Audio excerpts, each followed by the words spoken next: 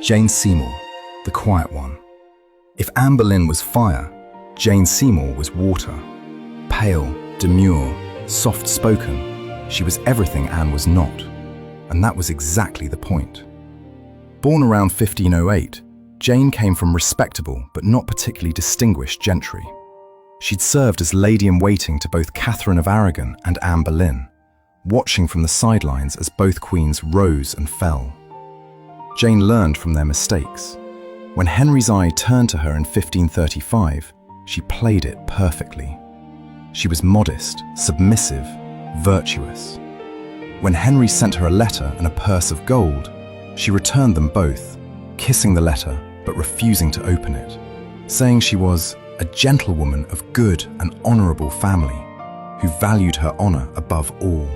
Henry, exhausted by Anne's volatile temperament, found it irresistible. The day after Anne Boleyn's execution, Henry was betrothed to Jane. 11 days later, on May 30th, 1536, they were married. There was no elaborate coronation for Jane. Henry couldn't afford to look too eager, and besides, she'd have to prove herself first. Prove herself by giving him a son.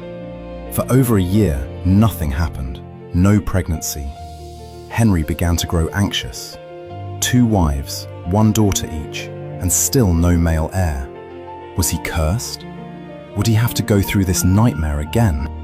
Then, in early 1537, Jane became pregnant. This time, Henry was cautious. He'd been disappointed too many times. But as the pregnancy progressed without incident, hope began to build. Prayers were said across England. Everything was prepared for the birth of the prince. On October 12, 1537, after a difficult labour lasting 2 days and 3 nights, Jane gave birth to a son, Edward. Henry finally had his male heir. The prince he'd torn England apart to conceive. The son he defied the Pope, broken with Rome, destroyed 2 marriages, and executed a wife to obtain.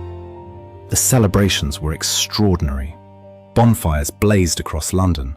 Bells rang from every church. Henry wept with joy. After 28 years of marriage across 3 wives, he finally had a legitimate son. But Jane never recovered. She developed childbed fever, likely a postpartum infection. For 12 days she lingered, drifting in and out of consciousness. The doctors were helpless. On October 24th, 1537, just 12 days after giving birth to the future Edward VI, Jane Seymour died. She was about 29 years old. Henry was devastated. Of all his wives, Jane was the one he genuinely mourned. He wore black for months. He had her buried with full honours at Windsor Castle, and years later, when he died, he would be buried beside her. Why Jane? Some say it was because she gave him Edward. Others suggest it was because she died before Henry could grow tired of her, before she could disappoint him, before reality could tarnish the image. She remained perfect because she remained frozen in time, the wife who gave him everything and asked for nothing in return. Jane's son Edward would become King Edward VI, but he was sickly from birth. He would reign for only 6 years before dying at 15. The male heir Henry had sacrificed everything to produce, dying young and childless, making all of it meaningless. But that was years away. In 1537, Henry had his son, and after a period of mourning, he'd be looking for wife number 4. This time, it wouldn't be about love or passion. It would be about politics, and it would be a disaster.